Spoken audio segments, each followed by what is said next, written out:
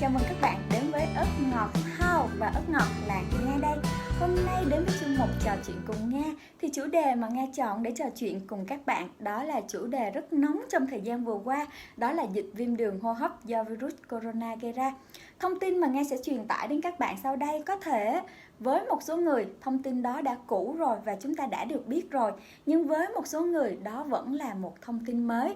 Nhưng cái mà Nga muốn hướng đến, cái đích cuối cùng là tạo cho các bạn một cái nhìn tổng quan về đại dịch corona, đồng thời giúp cho các bạn có những trang bị về cách tự bảo vệ mình, bảo vệ những người thân yêu của mình và góp phần đẩy lùi dịch bệnh nhé. Rồi, đầu tiên thì chúng ta sẽ đến với định nghĩa. Chúng ta sẽ đi tìm cái nguồn gốc dịch bệnh này từ đâu mà ra, có nguy hiểm hay không nha. Đó là một bệnh truyền nhiễm do một loại virus corona gây ra và có một số tên gọi khác như nCoV. Nguyên nhân cái tên gọi nCoV là do một loại virus corona và bắt nguồn từ Vũ Hán. Rồi, chúng ta tìm hiểu thêm một xíu về Vũ Hán. Vũ Hán là thủ phủ thuộc tỉnh Hồ Bắc, Trung Quốc. Đây là thành phố lớn nhất của tỉnh Hồ Bắc, đồng thời thành phố đông dân nhất của miền Trung Trung Quốc với hơn 11 triệu dân. Thành phố đông dân thứ 9 của Trung Quốc và một trong 9 thành phố trung tâm quốc gia của Trung Quốc. Rồi, tiếp theo thì ngoài cái tên nCoV ra, nó còn có một cái tên khác đó là Covid-19. Cái tên Covid-19 là tại vì nó xuất hiện ở năm 2019. Vậy là chúng ta hiểu rồi nha. Virus corona, viêm đường hô hấp cấp nè, nCoV và Covid-19 thật sự là một cái tên gọi của dịch bệnh do virus corona gây ra. Ok, và bây giờ chúng ta sẽ đến thảo luận về vấn đề là thật sự bệnh này có nguy hiểm hay không? Thì như cái tên gọi của nó đã thể hiện lên cái sự nguy hiểm rồi. Đó là dịch viêm đường hô hấp. Và không ai trong chúng ta không thể nào sống mà không thể thở được. Rồi, và khi mà cái đường lây của nó là đường không khí và đường hít thở hàng ngày. Vì vậy nên cái tỷ lệ lây lan của nó rất là nhanh và rất là dễ. Vì chúng ta không biết được rằng một ngày chúng ta ra ngoài chúng ta sẽ tiếp xúc với những ai. Và những người mà chúng ta tiếp xúc đã tiếp xúc với những ai rồi. Hoàn toàn đều có thể là những người làm mang bệnh. Và hoàn toàn có thể là nguy cơ lây nhiễm qua chúng ta qua những đường tiếp xúc, cách nói chuyện, rồi những cái giọt bắn li ti mà người ta nói nó sẽ hòa vào không khí và chạm vào chúng ta, và chúng ta hít phải những giọt bắn đó và chúng ta vô tình có thể đưa bệnh vào người và hoàn toàn có khả năng bị lây ha. Và cái thứ hai là cái cơ chế của nó.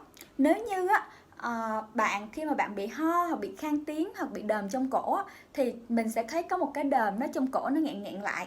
Và cái bệnh này thì thay vì cái đờm nó ở trong cổ thì trong phổi của bạn nó sẽ có một cái dịch nhầy ở trong phổi. Và chính vì đó nó sẽ gây sốt cao nè, suy hô hấp nè, khó thở, và bệnh nhân này có thể gây viêm phổi nặng và suy đa tạng một cách nhanh chóng. Và nếu người bệnh không được trợ giúp của cơ quan y tế thì có thể dẫn đến tử vong. Nghe tới đây thì mình rất là sợ đúng không? Thì chúng ta phải làm gì để bảo vệ người thân và gia đình nè? Chúng ta hãy tiếp tục tìm hiểu phần tiếp theo nha. Để dễ cho việc các bạn nhớ những thông tin mà Nga đưa đến các bạn thì Nga sẽ phân luồng các nguồn thông tin ra thành từng chuyên mục nhỏ khác nhau. Và mỗi chuyên mục thì Nga sẽ tích lại những phần không nên và những phần nên. Các bạn lưu ý nha. Và chuyên mục đầu tiên mà Nga đề cập đến đó là di chuyển trong mùa dịch. Đúng không? Không phải dửng dưng mà cái virus corona đó nó lại xuất hiện ở Việt Nam và gây bệnh cho người dân Việt Nam. Và trong cái mùa dịch này thì chúng ta lưu ý nha. Không nên hiện tại là ở các nước Iran, Hàn Quốc, châu Âu và Mỹ, tình hình bệnh đang diễn biến rất là phức tạp, nên khuyên các bạn nên tránh tuyệt đối du lịch của các nước này. Nếu chỉ vì mục đích du lịch thôi thì lưu ý đừng bao giờ vì tiếc rẻ một chiếc vé máy bay hoặc là một khách sạn đã được book sẵn rồi mà đánh đổi sức khỏe cả cuộc đời của bản thân mình, cũng giống như là cả gia đình mình khi mình thực hiện chuyến du lịch đó và mình về nước. Vì không có điều gì chắc chắn là bạn có thể mang bệnh hoặc nhiễm bệnh hay không trong chuyến du lịch đó, đúng không nào? An toàn là trên hết nha. Hầu hết người bị lây bệnh hiện nay là do tiếp xúc gần với người nhiễm từ nước ngoài về, cũng như người khỏe. Không có, nếu như mà bạn không có dấu hiệu bệnh thì bạn cũng đừng có tự ý mà đến ở bất kỳ một cái cơ quan y tế nào có nguyện vọng là xét nghiệm. Tại vì vô tình khi mà bạn đến những cơ quan y tế đó thì bạn cũng có thể có khả năng là lây bệnh từ người khác. Và nếu như mà bạn không nằm trong những cái dấu hiệu của bệnh như là ho hay sốt cao kéo dài hoặc đau tức ngực, hoặc là di chuyển từ các địa điểm có vùng dịch trung tâm trở về, hoặc là tiếp xúc với người đã mắc bệnh rồi, xét nghiệm dương tính, thì việc mà bạn đi đến các cơ quan y tế như vậy vô hình dung nó sẽ gây áp lực không cần thiết đến với hệ thống y tế của đất nước mình. nha. Nhớ nha, cung cấp những thông tin không nên thì đây sẽ là những thông tin nên. Vẫn biết là trong thời điểm dịch bệnh hiện tại đang diễn biến phức tạp thì chúng ta nên hạn chế di chuyển. Tuy nhiên mỗi cây, mỗi hoa, mỗi nhà, mỗi cảnh, đúng không? Và mỗi một cá nhân trong chúng ta đều có những cái tố chất công việc, làm việc khác nhau. Nên vì vậy nếu như bắt buộc phải đi công tác hoặc đi họp ở nước ngoài, hoặc là có chuyện gia đình mà chúng ta phải qua đó giải quyết gấp, khẩn trương, thì chúng ta phải trang bị bảo vệ cho chính mình nhé. Và sẽ có 2 dụng cụ mà chúng ta phải trang bị cấp thiết nhất. Dụng cụ thứ nhất đó là khẩu trang, và dụng cụ thứ hai là nước rửa tay. Và cái dụng cụ đầu tiên Nga muốn nói đến là khẩu trang. Thì nếu đã xác định là bạn sẽ bay qua đất nước đó, mà đất nước đó hiện tại đang có là trung tâm của dịch bệnh, hoặc là đất nước đó đang có người mắc bệnh rồi, thì chúng ta không phải là đeo khẩu trang y tế thông thường, mà chúng ta cần và nên trang bị khẩu trang chuyên dụng, giúp cho hạn chế được cái mức tối đa khả năng lây nhiễm dịch bệnh khi chúng ta qua đất nước đó. Rồi, cái thứ hai là dung dịch vệ sinh tay và sát khuẩn tay. Thì cái dung dịch vệ sinh tay và sát khuẩn tay nó không phải là cái dung dịch mà thông thường chúng ta hay dùng sau mỗi bữa ăn hoặc trước mỗi bữa ăn là nó có mùi thơm thơm. Không, chúng ta phải dùng cái loại chuyên dụng mà cái độ khử khuẩn của nó cao hơn, giúp cho cái việc mà an toàn cho chúng ta được nâng cao hơn. Sau khi mà các bạn hoàn thành chuyến công tác đó xong, hoặc là giải quyết cái việc gia đình đó xong, thì chúng ta đừng sợ cái việc mà 2 tuần cách ly sẽ bỏ lỡ công việc của bạn mà trốn khai báo nha. Vì nếu bạn bị nhiễm bệnh thì khả năng rất cao là khi bạn về nhà, cả những người thân yêu của bạn cũng sẽ nhiễm bệnh, và cả những người đồng nghiệp hỗ trợ bạn trong công việc cũng sẽ nhiễm bệnh nha. Chúng ta không thể nào loại trừ khả năng đó. Vì vậy nên chúng ta hãy nhớ tuân thủ những quy định nhé. Cần khai báo với cơ quan y tế khi thấy mình thuộc nhóm có nguy cơ cao, để được cơ quan y tế đó phân loại mức độ lây nhiễm và hướng dẫn cho bạn cách ly phù hợp với mức độ lây nhiễm của bạn. Rồi, bây giờ chúng ta hãy đến chương mục thứ hai, đó là chương mục khẩu trang và nước rửa tay. Và đầu tiên vẫn là không nên nha. Rồi, chúng ta không nên ùn đi mua khẩu trang với mục đích là trữ khẩu trang trong nhà.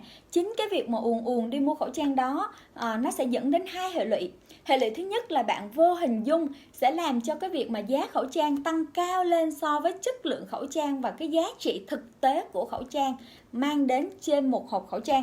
Rồi, trường hợp thứ hai là những cái người mà có nhu cầu sử dụng khẩu trang, như là những trong các cơ quan y tế, hay là những cái cơ quan mà cần tiếp xúc với những người nước ngoài nhiều như sân bay, thì lại bị khan hiếm lượng khẩu trang. Khi mà chúng ta quá ùn đổ xô đi mua khẩu trang thì cái thị trường khẩu trang nó sẽ bị biến động. Và một cái là cạnh tranh không lành mạnh. Cạnh tranh không lành mạnh ở đây là nó sẽ dẫn đến cạnh tranh về giá cả nè, cạnh tranh về chất lượng sản phẩm, và việc lựa mua không đúng loại khẩu trang đạt chất lượng có thể khi sử dụng sẽ bị gây chứ không phải là giúp cho người khác trục lợi, nhưng mà lại gây cho mình những cái bệnh về da như là viêm da chẳng hạn. Nếu mà đã xài khẩu trang rồi thì mình cũng thường xuyên vệ sinh tay, tại vì tay là nơi tiếp xúc với nhiều người, và tay cũng là nơi chạm vào rất là nhiều thứ. Nói về cái vấn đề vệ sinh tay thì có một cái này mà Nga cảm thấy cực kỳ bức xúc luôn là hiện tại ở một số bệnh viện ở Việt Nam nha, Nga thấy bên ban ngành bệnh viện trang bị rất là tốt các dung dịch vệ sinh tay mang tính chất khử khuẩn ở bệnh viện. Thì Nga thấy trong thang máy cũng có nè, ở cửa mỗi phòng bệnh cũng có nè, và một số bệnh viện cao cấp hơn thì sẽ trang bị luôn tại mỗi giường bệnh, phục vụ cho cái công tác khám chữa bệnh của y bác sĩ, cũng giống như cái công tác chăm sóc người bệnh tại bệnh viện được tốt hơn và vệ sinh hơn. Tuy nhiên Nga không biết vì lý do gì, có thể là vì lợi ích cá nhân cũng có, hoặc có thể là người ta cảm thấy cái dung dịch này tốt nhưng không có trên thị trường thì họ muốn mang về nhà để sử dụng riêng. Việc mà bạn vì ý chí chủ quan duy cá nhân của mình mà lấy một chai nước rửa tay đó mang về nhà thì nó chỉ giúp cho gia đình bạn an toàn vệ sinh tay trong vòng 1 tuần, nhưng vô hình dung nó sẽ đẩy những cái vấn đề về chăm sóc sức khỏe tại bệnh viện của các y bác sĩ, cũng giống như là chăm sóc người bệnh của người nhà tại bệnh viện gặp thêm khó khăn. Nên bạn nhớ nha, ở đâu thì ở đâu, vì tính chất cộng đồng cũng phải được nâng cao. Đừng vì lợi ích cá nhân quá mà đẩy xa cái tính chất cộng đồng lên, không nên chút nào. Và mỗi người trong chúng ta Nga tin rằng là sẽ là một người lựa chọn thông minh để tìm mua được một loại dung dịch vệ sinh tay sát khuẩn.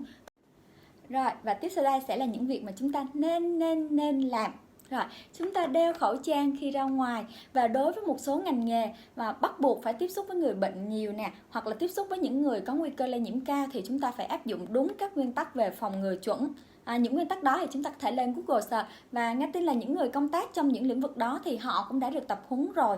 Thì hy vọng là các cán bộ của chúng ta là sẽ thực hiện được đúng những nguyên tắc này để giúp đẩy lùi dịch bệnh, cũng giống như bảo vệ cho từng người đang trong công tác phòng chống dịch. Còn nếu như mà ở nhà thì không nhất thiết các bạn phải sử dụng vệ sinh tay. Các bạn có thể rửa tay thật sạch bằng xà phòng và rửa tay theo đúng 6 bước rửa tay thường quy mà bên Bộ Y tế của mình đã chỉ dẫn rồi đó. Thì việc rửa tay 6 bước vậy á, mỗi một bước thì các bạn sẽ tiến hành khoảng 30 giây. Và các bước rửa tay thì hãy lên Google và mình sẽ search ra 6 bước rửa tay và mình tuân theo. Như vậy là đã an toàn rồi. Rồi, bây giờ chúng ta hãy đến với chương mục thứ 3, đó là chương mục sinh hoạt hàng ngày. Không nên nha, chúng ta không nên tập trung những nơi đông người. Vì việc tập trung những nơi đông người thì khiến chúng ta dễ tiếp xúc gần với những giọt bắn li ti mà người khác ho hoặc hắt hơi. Và một cái thứ hai nữa là không đổ xô ra siêu thị bởi các tin đồn ảo và mua quá nhiều những cái nhu yếu phẩm về nhà. Ví dụ như mì tôm nè, Nga thấy có những nhà chất một nhà hơn 10 thùng mì tôm luôn, trong khi nhà chỉ có 2 người thôi. Trong khi cả gia đình Nga từ Tết tới giờ ăn chưa tới 5 gói mì tôm.